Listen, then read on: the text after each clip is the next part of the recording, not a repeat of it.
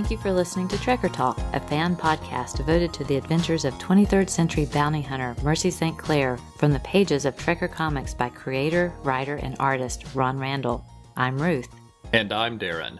And normally we talk about Trekker, the excellent adventure comics written and illustrated by Ron Randall. They're about sci-fi bounty hunter Mercy St. Clair, but this time we have another one of our occasional tangent episodes. In the past, we featured tangent episodes on Supergirl and Star Wars that featured art by Ron Randall, and we covered his work on Justice League Spectacular to coincide with the release of Batman v Superman. This episode is going out in September 2016, and we are celebrating the 50th anniversary of the original classic Star Trek television series. We'll be talking about the television series, the movies, and the comics, including Star Trek Unlimited, which features art by Ron Randall. And stay tuned later in the episode when we'll share some of the great comments and feedback we've received since last time. But before we get started, let's have a brief introduction to Trekker Talk for those listening for the first time. This is a fan podcast. We're not affiliated with Ron Randall, and the opinions expressed are just ours. We do the podcast simply because we love reading and talking about Trekker and Ron Randall's other comics. For those of you unfamiliar with Trekker, it's a fast-paced adventure series about bounty hunter Mercy St. Clair. She lives in the city of New Guelph on Earth in the 23rd century. The stories vary from star-spanning sci-fi adventures to dark noir mysteries set in the dangerous backstreets of New Guelph, as well as retro westerns like the current story Chapeltown. The series is filled with action, adventure, science fiction, a fully realized world, and well-rounded and interesting characters. We encourage everyone to check it out. So please consider visiting TrekkerComic.com. That's Ron Randall's official site dedicated to Mercy St. Clair. It features a new page of Trekker material each Monday, making it easy to sample the many great things that Trekker has to offer. You will also find links to all of the ways to follow Ron Randall on social media, including Facebook, Twitter, Tumblr, and Instagram, as well as a link to his Patreon page where you can donate to help support their creation of brand new Trekker material if you'd like. Also at the Trekker Comic website, you'll occasionally find interesting posts on Thursday. That's where Ron Randall occasionally shares key inspirations and insights into how he creates comics, as well as the latest news about Mercy St. Clair. Ron Randall also has a newsletter that we encourage everyone to sign up for. The most recent issue talks about his upcoming appearances at Baltimore Comic-Con and Rose City Comic-Con. The issue also features the art he's done for the Baltimore Comic-Con yearbook. This year's theme is Archie Comics, and his drawing features a humorous scene of Mercy, Molly, and Scuff at the beach with Archie and the gang. In that newsletter, Ron Randall also features the commission that he did that Darren gave me for our anniversary in August. It's a gorgeous scene of the two of us as bounty hunters in the Trekker universe. You can even see Mercy St. Clair on patrol in the background. It's gorgeous, and I love it, and I applaud the two of them for keeping it secret and surprising me. Thank you so much. You're very welcome, and I'm glad you loved it so much. And the comics we'll be talking about in a few minutes aren't the only connection that Ron Randall has to Star Trek, because it turns out that he and some of the other members of Helioscope Studios are in a band called the Wesley Crushers. Isn't that cool? In fact, they just recently had a show and shared photos and clips on Twitter. It looked like lots of fun. We would love to share your comments in a future episode, so please write in and let us know what you think of this or any episode. We always enjoy hearing other points of view, and we think it makes the show much more fun for everyone. So write in and let us know what you think. Stop by TrekkerTalk.com for links to all of our social media connections, or send us an email at trekkertalk@gmail.com, and we'll include your comments in a future episode. But now, let's talk Star Trek.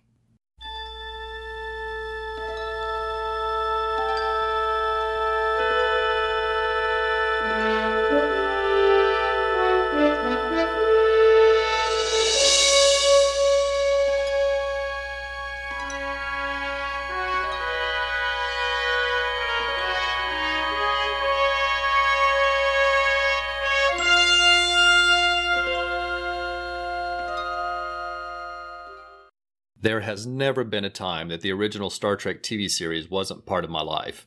It's the show I can remember having to get home in time to watch. The earliest drawings I did as a kid were of Captain Kirk and Mr. Spock on various adventures. Honestly, no one other than me could probably recognize they were drawings of Kirk and Spock, even with the aid of seeing one figure was always colored gold and the other was always colored blue and had oddly shaped ears. Now, I must disagree because I've seen some of those drawings in boxes from your parents, and I could recognize who those characters were. Yeah, you're generous. As they say, love is blind. Hey, I see just fine. Well, with my glasses. We lived in a very rural area long before the proliferation of cable channels, and while Star Trek did run in syndication in our area for a while, it was generally gone from the channels we got by the time of the 10th anniversary in 1976. The nearest towns of any size were the Tri-Cities of Bristol, Kingsport, and Johnson City, and they were each an hour and a half away. Thankfully, my parents would take me to the Tri-Cities occasionally, and there was a great bookstore that we would stop at, and over time I was able to collect the short story adaptations of the episodes that were written by James Blish, so that I could revisit the episodes. And we would visit my dad's family near Washington, D.C. for a week every summer, and I could always count on Star Trek being on a channel there, so I would get to watch 5 episodes in 5 days. That was great. I didn't have as much exposure to the TV series early on. My father was a science fiction fan, but he and my mother were both readers, and we rarely had the TV on in our house when I was growing up. So while I was reading and enjoying sci-fi books, I didn't really watch much sci-fi TV or see many sci-fi movies. I was familiar with the series, but didn't have a strong connection to it at the time.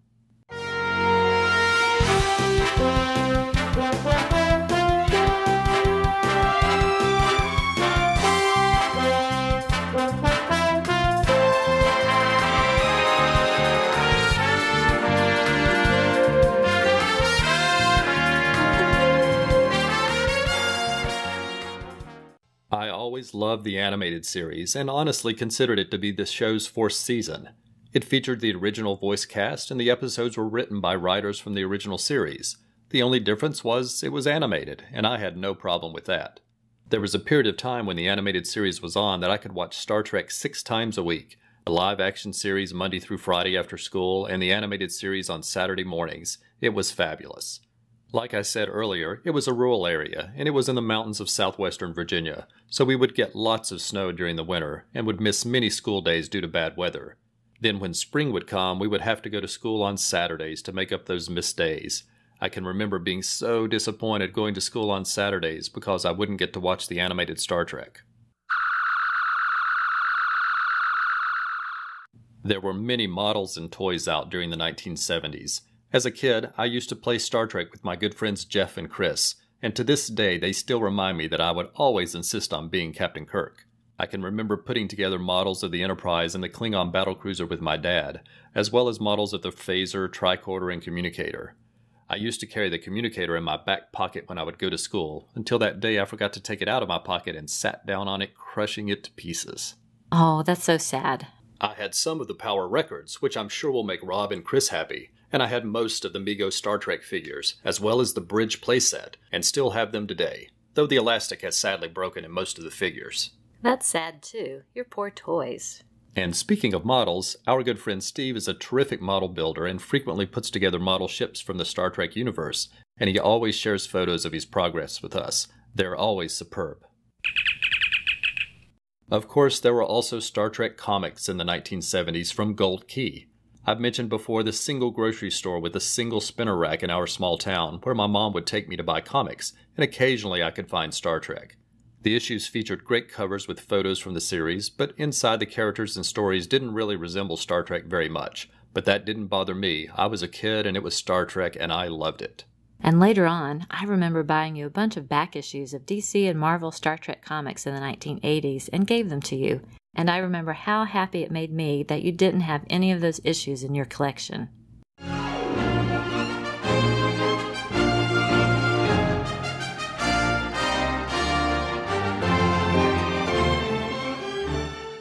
Star Wars came along in 1977 and suddenly science fiction was a very big deal, and Paramount started talking about making new episodes of Star Trek for syndication.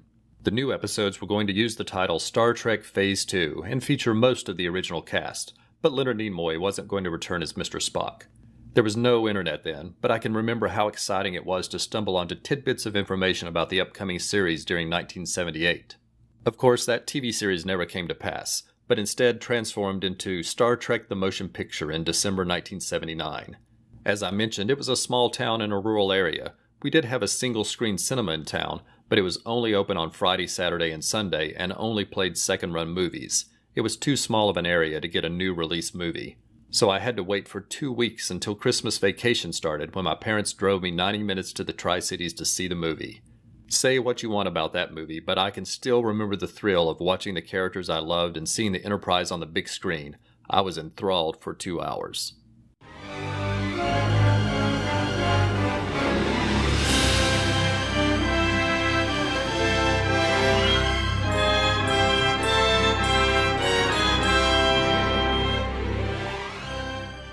Then came Star Trek II, The Wrath of Khan, in 1982.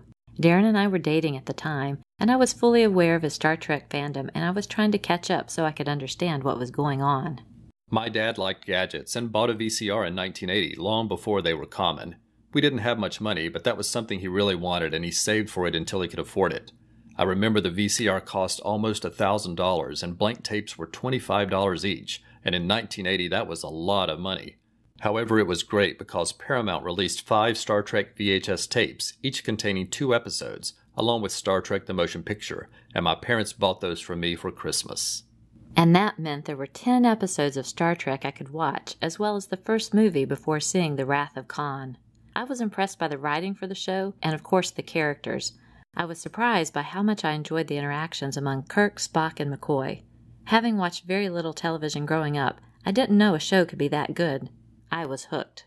Of course, everyone loves Star Trek too because it's a great movie, and I loved it too. It's full of adventure with strong performances and a heartbreaking ending. It was the real beginning of my Star Trek fandom, and we saw each of the other movies with the original cast as they were released.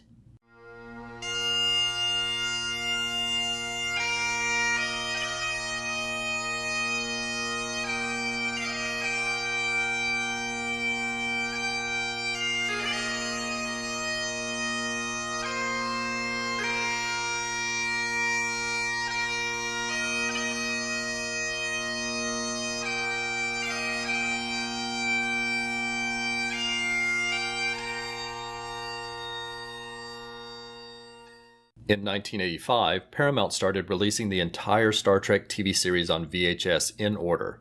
They would release 10 tapes at a time with 1 episode on each tape for about $15. To celebrate the home video release, there was a video store in the Tri-Cities that actually got Scotty himself, James Doohan, to come to the store for the release of the first set of tapes, and we were there.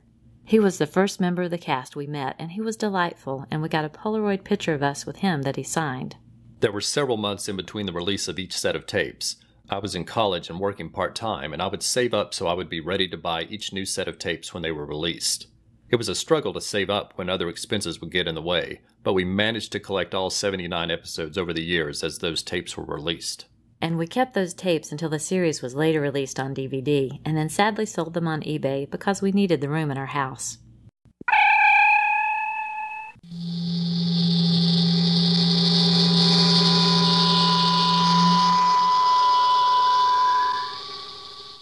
In addition to releasing the series on VHS tape in the 1980s, Paramount also released the episodes on Laserdisc, and that new availability of the series led to a Star Trek fan club forming in the Tri-Cities.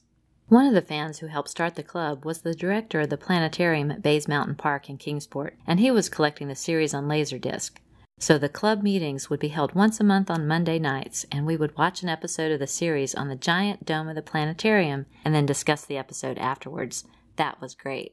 It was a 90-minute drive for us each way, but we would go almost every month because it was a fun club and a great group of fans. Yes, we made many good friends there, including Robert, Jimmy, Mike, and many others.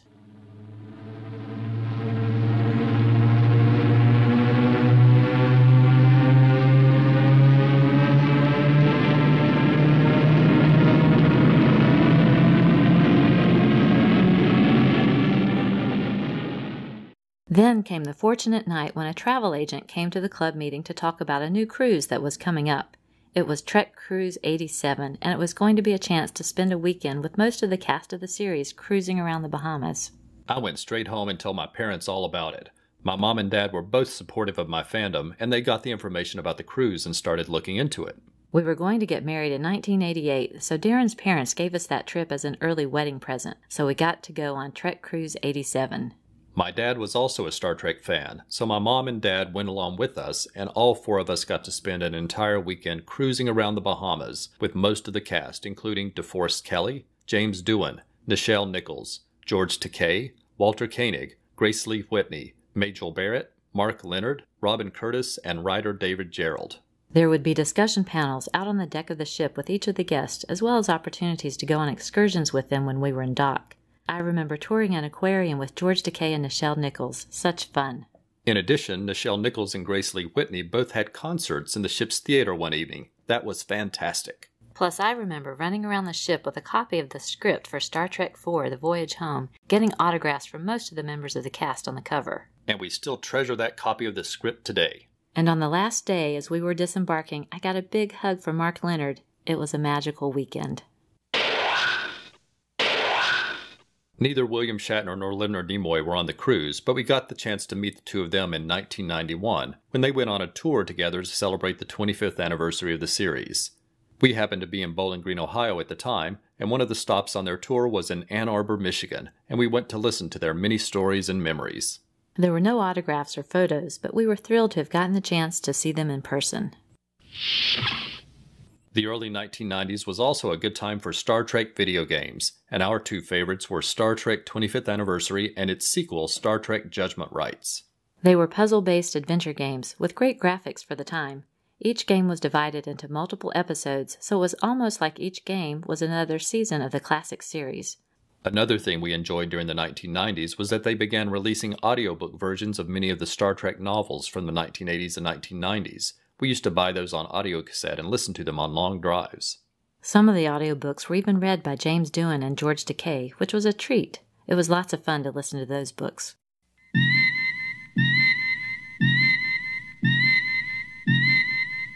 Over the years, we've attended many other conventions and have had the opportunity to see most of the members of the cast again. And in 2009, we had the chance to see William Shatner and Leonard Nimoy together at DragonCon, where we were finally able to get their autographs and get a photo taken with the two of them. It was wonderful to see the two of them together again. They told so many funny stories. It was obvious they were good friends because of the way they would joke with each other, and they would often finish each other's sentences. We also had a chance to see William Shatner's live one-man show Shatner's World a couple of years ago. It's a wonderful way to hear his entire autobiography firsthand, punctuated with great one-liners, while fantastic photos and film clips are shown on a screen behind him. It's really a great show.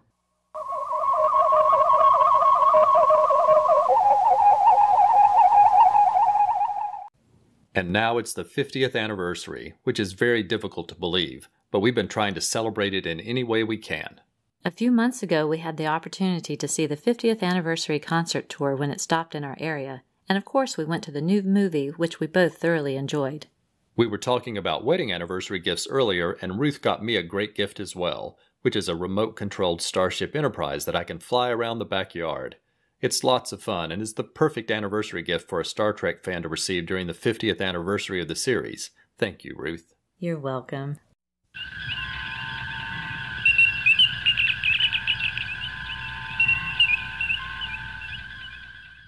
We hope you've all enjoyed listening to our Star Trek memories, but now let's transition to talking about Ron Randall's comics, because that's what Trekker Talk is all about. And he worked on a great comic series titled Star Trek Unlimited from 1996 to 1998. It was an interesting idea for a series. Each issue was double length, and most featured two stories, one set in the timeline of the original Star Trek series, and one set in the timeline of the Next Generation. Ron Randall usually drew the Next Generation stories, and I'm sure those issues mean lots to him because he had the opportunity to work with Al Williamson. If you've ever heard Ron Randall talk about his inspirations and influences, then you've heard him talk about Al Williamson and the amazing work he did on Flash Gordon. There were 10 issues of Star Trek Unlimited released every other month from November 1996 to July 1998. So the series started in 1996 during the 30th anniversary year. And that means it is now the 20th anniversary of Star Trek Unlimited, and this is our 20th episode. Did we plan that? No, just cosmic coincidence, I'm sure. Issues 1 through 9 are all written by Dan Abnett and Ian Edginton.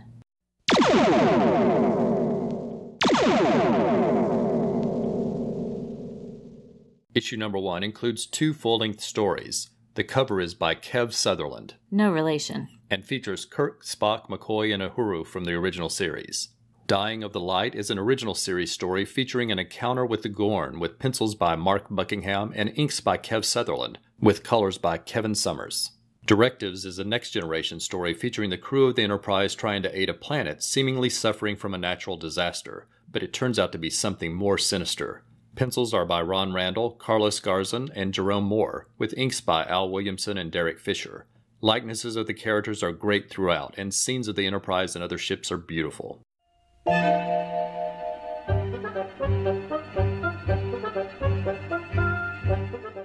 Issue 2 includes 2 full-length stories. The cover is by Ron Randall and Al Williamson and features Picard, Riker, and Troy. Action of the Tiger is an original series story featuring an encounter with the Klingons. Pencils are by Mark Buckingham, inks by Kev Sutherland, and colors by Kevin Summers. The Unkindest Cut is a next-generation story that starts with the Enterprise crew on shore leave following a stressful mission. Pencils are by Ron Randall, inks by Al Williamson, and colors by Kevin Summers. The opening page of the Enterprise is gorgeous, and it's immediately followed by a fun scene at a market that I really enjoyed.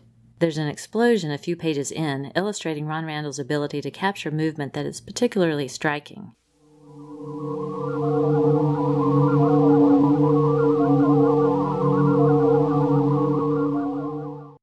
Issue number 3 again includes 2 full-length stories. The cover is by Kev Sutherland and Mark Buckingham, and it features Uhura in a spacesuit with a shuttlecraft in the background. Message in a Bottle is an original series story with pencils by Mark Buckingham, inks by Kev Sutherland, and colors by Kevin Summers. The story is a nice spotlight for a Lieutenant Uhuru who takes charge when things go wrong during a shuttlecraft mission. Sins of the Fathers is a next-generation story with the Enterprise crew facing challenges during an aid mission.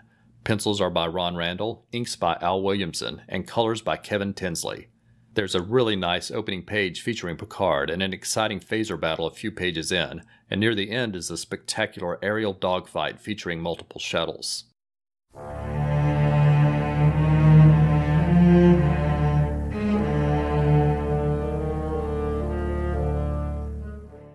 Issue 4 includes 2 full-length stories. Both stories feature encounters with the Romulans, which is a bonus for me since stories with the Romulans are always among my favorites. The cover is by Ron Randall and Al Williamson and features Geordie LaForge. None But the Brave is an original series story with pencils by Mark Buckingham, inks by Kev Sutherland, and colors by Kevin Summers. Inheritance is a next-generation story with pencils by Ron Randall, inks by Al Williamson, and colors by Kevin Tinsley. The issue gives Ron Randall the opportunity to draw several sequences with Romulan ships, which are real highlights of the issue in my opinion. Romulan ships were always my favorites.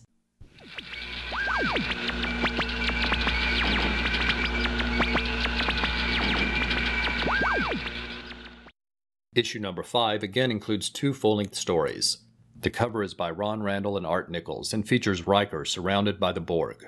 As Flies to Wanton Boys is an original series story about a crashed shuttlecraft with pencils by Tom Morgan, inks by Kev Sutherland, and colors by Kevin Summers. Secret Lives is a next-generation story with the crew investigating the loss of contact with a deep space array. Pencils are by Ron Randall, inks by Al Williamson, and colors by Kevin Tinsley. There's a spectacular 2-page spread of the Enterprise at the beginning of the issue, and the story is action-packed.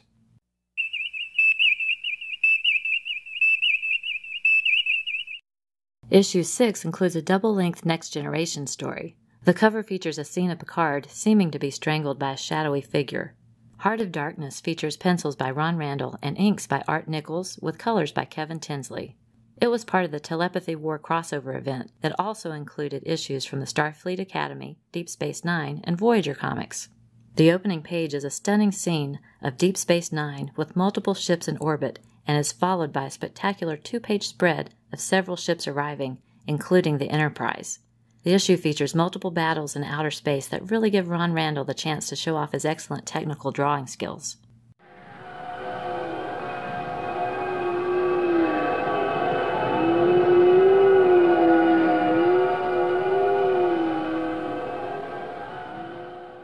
Issue number 7 includes another double-length story. The cover is by Vince Evans and features the Starfleet insignias from the classic series and the Next Generation against a black background. An Infinite Jest features pencils by Ron Randall and Tom Morgan, with inks by Art Nichols and Scott Hanna. Colors are by Kevin Tinsley and Kevin Summers. The story opens with Trelane from the classic series and Q from the Next Generation playing chess, and from there a story unfolds featuring characters from both generations overlapping and interacting.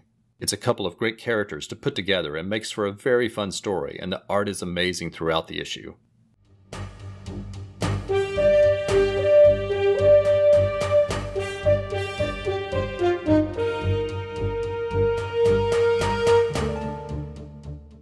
Issue 8 includes 3 stories. The stories are set at different periods of time in the Star Trek universe, but all 3 stories take place on the Klingon Day of Honor. The cover features multiple versions of Kirk from different periods of time in the background, while Sulu is being attacked by a Klingon in the foreground.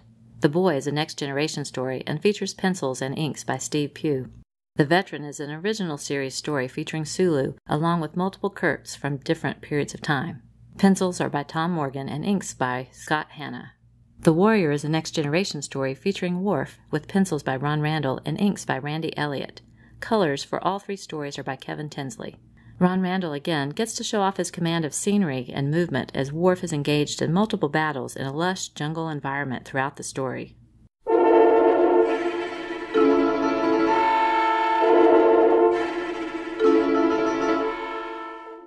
Issue number 9 includes a double-length story set during the time of the original series. The story features Sulu and Chekhov in the lead roles in an encounter with the Klingons. Pencils are by Greg Scott and inks are by Joe Rubenstein, with colors by Kevin Tinsley. This is a great issue, but all I can say is that something definitely went wrong with the planning in this issue, because the title of the story is Trekkers, and obviously Ron Randall should have drawn the art on this issue. Come on, Trekkers, Ron Randall. It was meant to be, only it didn't happen. Aww.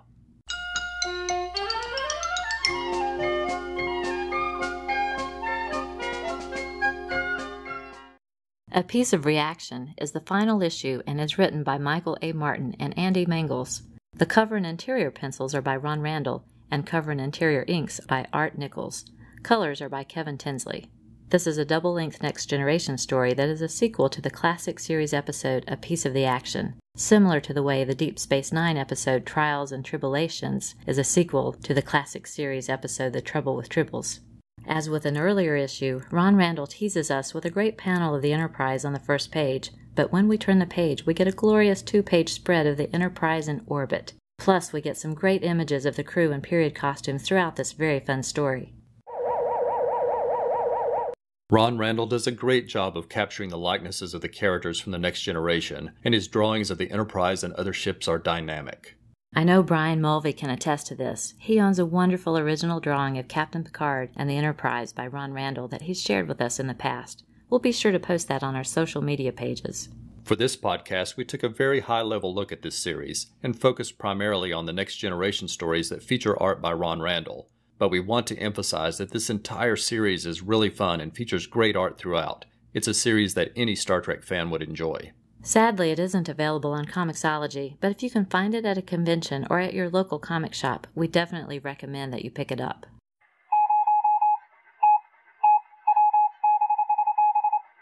Next up is Trekker Transmissions, where we share the listener feedback we've received since last time. Thanks to everyone for all of the great comments. We appreciate how much they add to the show. So a big thank you to everyone who took the time to write in or to get in touch through social media. Gene Hendricks of the Hammer Strikes and Anime Freaks podcasts gave us some great feedback about the last episode. His podcasts cover a wide variety of topics, and just earlier this year we were guests on an episode of his Legends of the Superheroes show. There we talked about the fun television series Buck Rogers in the 25th Century. In addition to science fiction, comics, and anime, Gene also knows lots about mythology and legends. Last summer he devoted episode 13 of the Hammer Strikes to Norse mythology, so it was a pleasure to have him listen to our tangent episode about Thor and Loki in the Land of Giants by Jeff Lemke and Ron Randall, and then give us some great feedback. Gene wrote, "I really enjoyed your episode on the journey of Thor and Loki to Jotunheim. I was kind of surprised that you hadn't heard of this story, since I thought that it was one of the most famous tales of Thor. Then I realized that a famous tale of Thor isn't exactly widely known, beyond certain circles, so I dialed back my shock. This sounds like a very faithful adaptation of the story, right down to the reason they can't take the chariot all the way." Gene looked up some of the artwork and said Ron Randall did a wonderful job as usual. I would have preferred that Thor was not wearing armor and a helmet, since the Norse Thor has sometimes been confused with a farmer for the way he dresses, but this is a minor nitpick. I'm sad to say that I don't have this or any of the Graphic Universe books in my collection, but I just may try and correct that now that it's on my radar. And he let us know that if we want more comic adventures with the two goats Tooth Gnasher and Tooth Grinder, we should read Walt Simonson's run on Thor, especially issues 365 and 366. And for those of you who would enjoy more podcasts connected to Thor, try out the Mighty Thorcast by the terrific podcasting duo Ed and Terry Moore of Till Productions. And tune in to Radio Free Asgard, where in addition to covering Thor comics, some episodes just focus on Norse myths. We'll include links in our show notes. When we posted that episode, Dr. G of the Pulp to Pixel podcast said, "I can't wait to hear the episode. Gotta grab this title as well." We appreciated hearing from Josh Griff, who let us know he had read and enjoyed the Thor and Loki book. And John Baker chimed in about the episode saying it was very interesting and that he learned some cool stuff. We want to send out a big thank you to Pablo Ventura, who gave us a sneak peek of not one but 2 different Mercy St. Clair fan sketches that he's been working on. Then he totally surprised us with a 3rd. They are all amazing, and each with a very different pose. Just look for them on our social media. Pablo grew up reading Trekker, and that excellent introduction into comics sparked his love of drawing comics, too. Thanks, Pablo. On their Waiting for Doom podcast, Paul and Mike talked about the excellent comic 4 Seconds. It's written by Paul O'Connor, with art by Carl Kiesel and colors by Grace Allison. We sent Paul and Mike a tweet telling them to be sure to look in the background for a cameo of Mercy St. Clair, as well as a cameo by Carl Kiesel's Johnny Zombie. We'll be covering the fun story City of the Dead in a few episodes that features those 2 characters in an adventure together. For those interested, 4 Seconds is a noir thriller about a petty thief who discovers she can see 4 seconds into the future. You can read it for free at Mark Wade's Thrillbent. We'll put a link in the show notes. Ashford posted on Twitter to let us know he received the signed copy of The Train to Avalon Bay, which is the prize he won in our recent iTunes review contest. Glad you liked it, Ashford. We recently had the chance to hang out with the irredeemable Shag of the Fire and Water podcast and Keith G. Baker, who has so much comic knowledge that we were in awe. It was a great evening, and we really appreciate both of them spending that time with us. Thank you, guys. Ron Randall recently worked on the new series Future Quest. He did some terrific pages for issues 2 and 4. Johnny Quest is part of the series, along with a variety of other Hanna-Barbera characters, including Space Ghost. And with terrific timing, Mark Sweeney recently covered the Johnny Quest comics from Comico on his podcast, I'm the Gun. I think the 1960s Johnny Quest is one of the best animated TV series ever, and those comics from the 1980s were excellent and very faithful to the TV series. I really enjoyed the podcast and followed up with an email exchange with Mark. For those Johnny Quest fans out there, we'll put a link to the episode in our show notes. Brian Hackney did some great tweets to promote Trekker and Ron Randall's upcoming appearance at Rose City Comic Con. We're going to be at that con, and we're looking forward to meeting up with several other Trekker fans there. Tony Greenall has supported Trekker Talk from the start, and he does a great job of cleverly promoting us on Twitter. We had a nice exchange with him about the Retroist podcast, where they cover a variety of topics, including great films like Buckaroo Banzai, which really grabbed Tony's attention, and fun TV shows like Wizards and Warriors.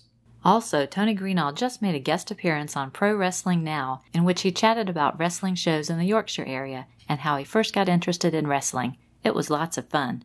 Great job, Tony, and we'll include a link in our show notes. A silhouette on a new Trekker page caught Brian Mulvey's eye, and he was quick to correctly guess it would be a favorite of mine, since I always like silhouette images. On social media, we spotted an adorable commission by Ron Randall from Northwest Comic Fest titled My Little Trekker. Ron Randall perfectly morphed Mercy into a My Little Pony character and made her completely adorable.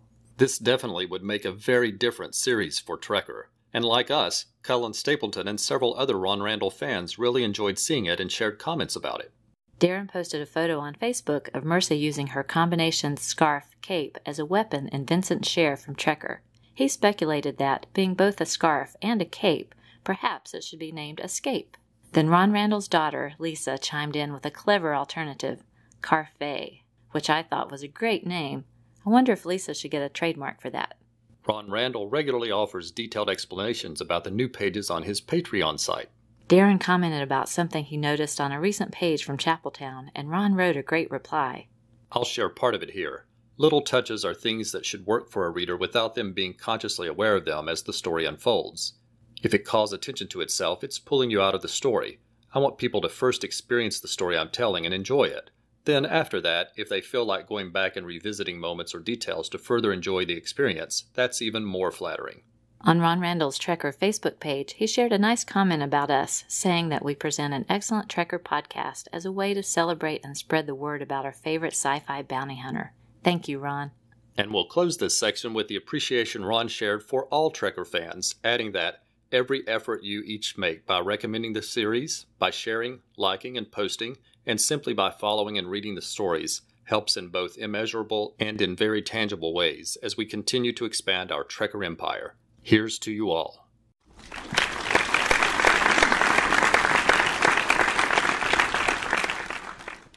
We want to extend our Trekker thanks to everyone who supported us on social media since last time. These are people who commented on or shared posts from us on Facebook, Twitter, and Tumblr.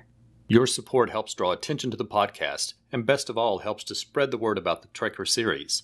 And please consider leaving a review on iTunes. It could really help make the show easier to find in searches. So before we start, let me say if we miss a name, please let us know and we'll correct it in the next episode. And also forgive us if we mispronounce your name. Just email us and let us know. We'd be happy to correct that next time as well. Ange of the Supergirl Comic Box Commentary blog. Ashford of Feathers and Foes and Straight Outta Gallifrey. BC Fan 101. Ben Robbins. Bradley Null. Brian Mulvey. Captain Marvel 75. Chris. Comic Cruncher. Dark Side is Here. David Jarvis.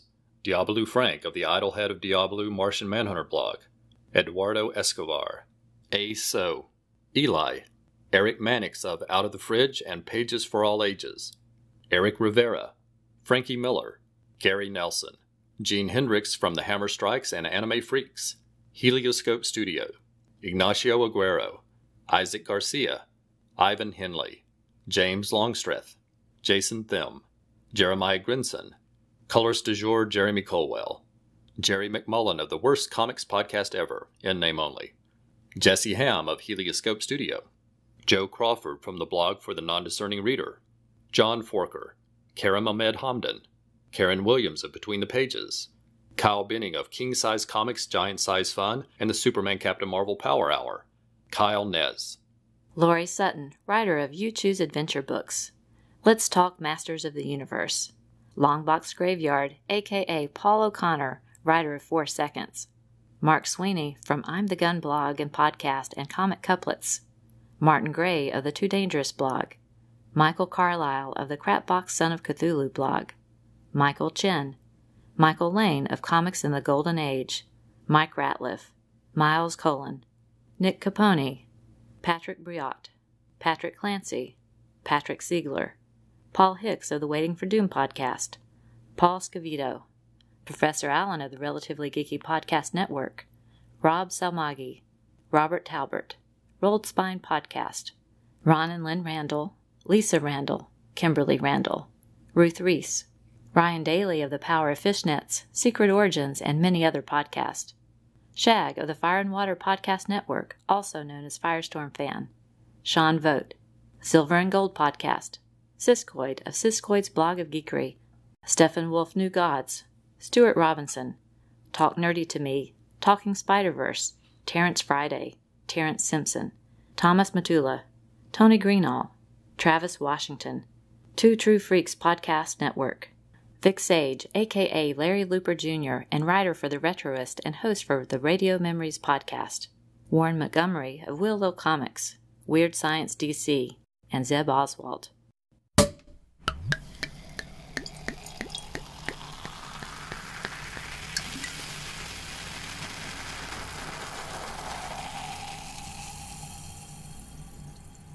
It's time for the Trekker Toast Award, where we recognize someone who has gone above and beyond in supporting Trekker Talk. This person has supported the show with lots of likes and shares on Facebook and Twitter. As a podcaster himself, he has given us helpful tips and suggestions, and was the first person to invite us to be guests on one of his shows, making us feel very welcome. So we lift our glasses and give a thankful Trekker toast to Gene Hendricks. Congratulations, Gene! And it has nothing to do with you also being a Star Trek fan that we decided to save your award for this Star Trek-themed episode. And thanks, Gene, for all the great Norse mythology information, too. And we'll be back after we play a couple of promos from other podcasts that you might enjoy. Star Trek. Comic books. Mythology. Video games. Toys. Star Wars. Just about any geeky topic you can think of could be covered on the Hammer Podcasts. Presented by Two True Freaks. Come join me, Gene Hendricks, for whatever my disjointed mental processes can come up with. And be careful, or you might just learn something before we're done. The Hammer Podcast is available monthly, both on its own iTunes feed and at twotruefreaks.com.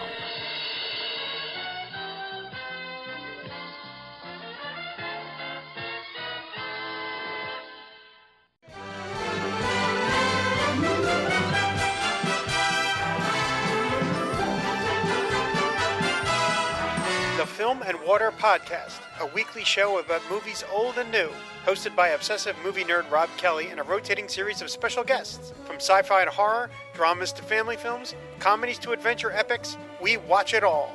The Film and Water Podcast is part of the Fire and Water family of podcasts, available weekly at fireandwaterpodcast.blogspot.com and on iTunes and Stitcher.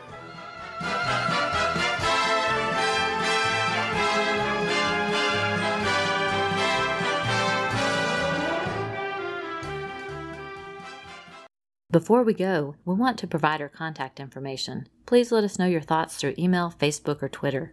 Also, if you like the show, please consider leaving a review on iTunes. Every review helps the show be more likely to show up in search results to help get the show noticed, and perhaps attract more listeners to grow Trekker fandom.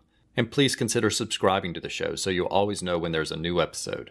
We'd love to hear from you, so if you want to contact us directly, send us an email at trekkertalk@gmail.com. You can find us on Facebook, Twitter, and Tumblr using the name Trekker Talk, and you can always visit trekkertalk.com for links to all of our social media pages. Please use hashtag TrekkerComic and hashtag TrekkerTalk in your messages to help other fans find and follow the conversation. For those of you interested in the music that Ron Randall listens to while working on Trekker, he uses the hashtag TrekkerSoundtrack. Remember, at trekkercomic.com, you'll find a new page every Monday, as well as links to all of the ways you can find Ron Randall. You'll see that he often replies to tweets and Facebook posts, as well as on his Patreon site. This episode features music from the albums The Best of Star Trek 30th Anniversary Soundtrack, Star Trek The Original Series Soundtracks Volumes 1 through 3, Star Trek The Motion Picture and Star Trek II The Wrath of Khan soundtracks, as well as sound effects from the album Star Trek The Original TV Series Sound Effects. If you're a Star Trek fan, consider checking out these fun albums. Thanks so much for listening. We hope you'll come back next month for another new episode of Trekker Talk.